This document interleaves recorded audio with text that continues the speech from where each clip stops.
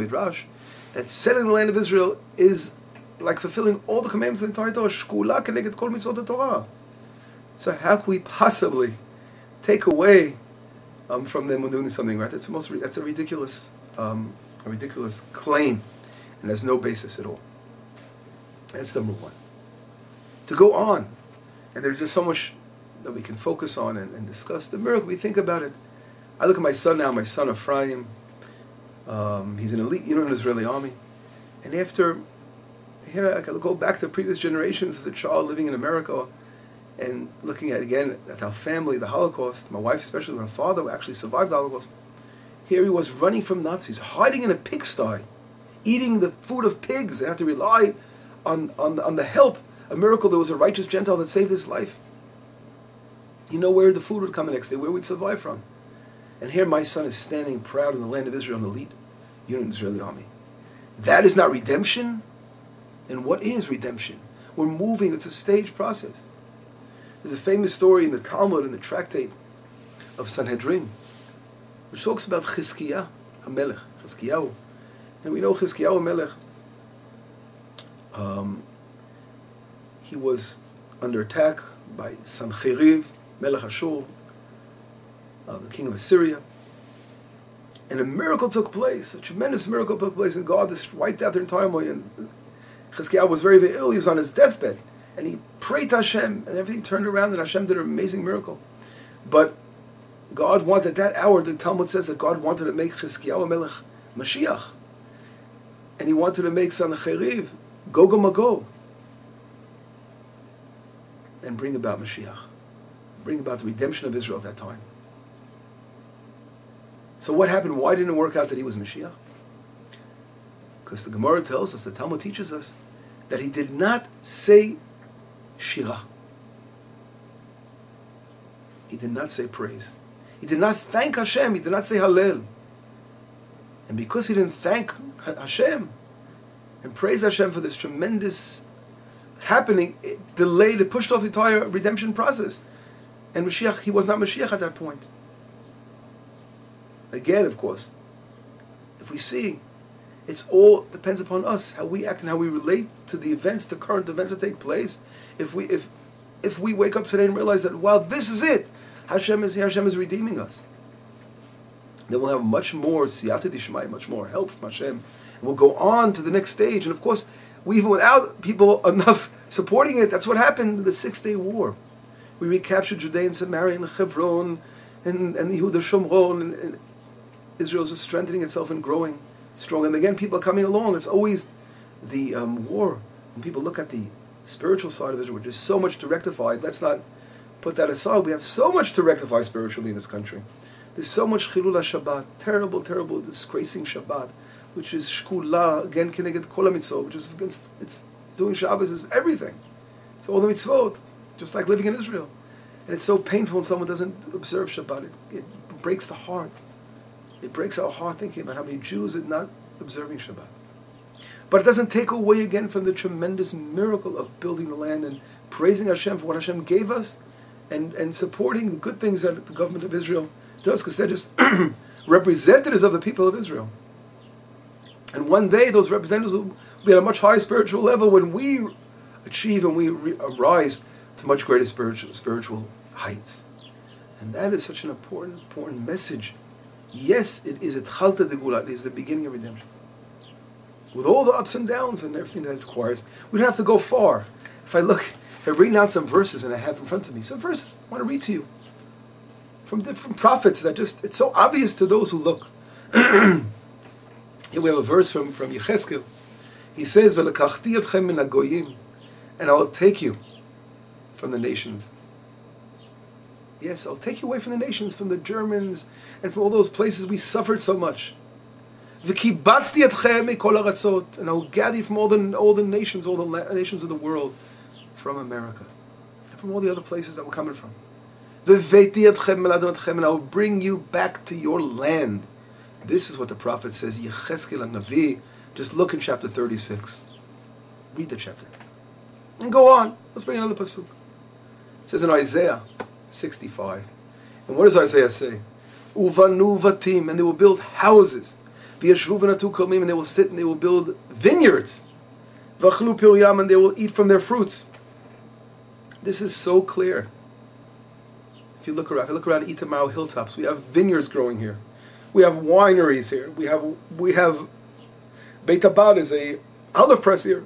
It's happening again. Life is coming back to life. Words of the prophets are coming true. How could we not look at what Hashem is saying to us over here? Let's look at in Jeremiah 31. O tit'i kramim b'harei Shomron. You will again plant vineyards in the mountains of Shomron. Natu not'im v'chilelu. And they will also redeem, they will rejoice in their vineyards. Another verse from Yecheskel 30:36. Va'aretz hanishama, and the land that's been fallow, been desolate, te'aved, will be again working the land. Tachat hashayita shmama, in place of it being fallow, now they will work the land. Leinei kol oved, the eyes of all those who work. V'amru haaretz halazor hanashama hayita kegan Eden, and they will say this land has become like the Garden of Eden. V'arima charavot hanishamot v'nerasot b'tzorot yashabu, and those destroyed cities will now be strong and fortified. It's so clear. Look at this. This land. You look around. I'm looking out my window now as I give this lesson over it. You have to be so thankful to Hashem every minute, every second, for the life we breathe, for the land that we're here, we're back. We have to be part of this. You have to wake up and realize this. Let's look at another verse over here. Amos. What does he say? He says, V'shafti et shvut ami Yisrael. I will return shvut ami, the captives of Israel. Uvanu arim hanishamot, and they will again build this desolate cities. V'yashvu v'natu kamim, they will sit and they will plant vineyards. V'shatu et yanam, they drink their wine. It's amazing because there are so many different vineyards there and different wineries in Shomron and Binyamin. This really answers to that. Everywhere, everyone has their own special wine. They're winning prizes now. Of course, in the Golan, the Golan Heights, they started with the wine. And then it says, Vasu ganot v'achlu et piryoh, and they will make gardens and they will eat from the fruit. Unitatim al admatam, and I will plant them in the land. Planting us means we'll be rooted into the land.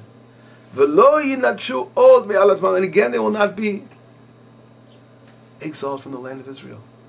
Shenatati lehem amar Hashem Elokecha. We will never be exiled again from the entire land of Israel. Unfortunately, we suffered gerush, an expulsion by Jews in 2006 when Gush Katif, the Gaza region, in northern Samaria, Jews were thrown out of their homes, 8,000 Jews. We can't forget that. This is part of the pains of exile, pains of the exile that we haven't left yet. But we can't say we're not in redemption. This is the redemption process.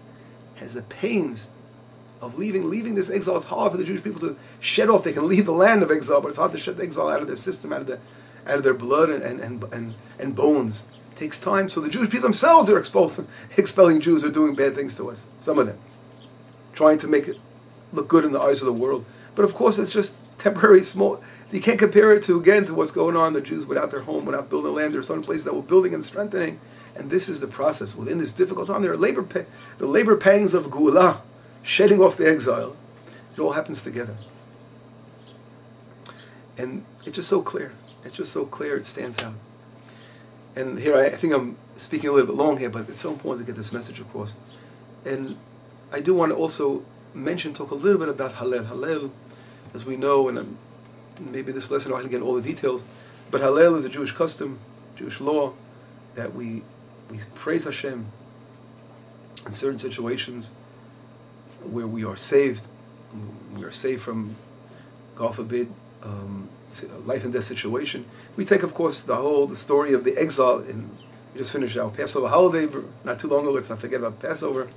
And we said Hallel. We said Hallel to thank Hashem that we left the exile and that we shedded off those who were oppressing us and in captivity, and here we were free, and we thanked Hashem with Hallel. And there's a Jewish law that we say Hallel on Yom Haatzmaut. This is how the Rabbanut HaRashit, the chief rabbis of Israel, ruled that we have to say Hallel on Yom Haatzmaut. And there are those who are opposing it for certain reasons. We shouldn't say Hallel.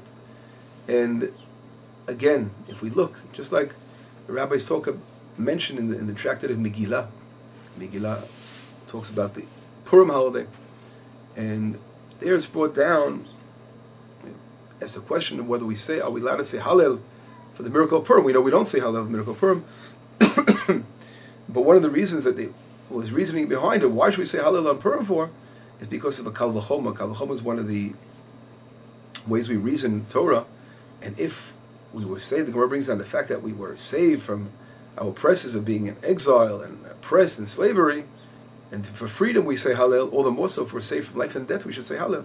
And the reason we don't on Purim is because it's outside of the land of Israel. We only say Hallel for a miracle that took place in the land of Israel, is one of the explanations given. But if we look at Chanukah, how we say Hallel all 8 days of Chanukah, so again the miracle took place in Chanukah, and then again the holiday of Chanukah is not mentioned in Torah at all. But it's learned out from this reasoning that when we are saved from life and death, for surely we have to thank Hashem. And they gave us such a tremendous, tremendous miracle, and we have to be thankful. Not like, again, as mentioned before, Chizkiyahu Melech, unfortunately, didn't say Hallel. He lost the opportunity of bringing redemption. But here we have to actually say Hallel to thank Hashem for the wonderful, wonderful miracle that took place.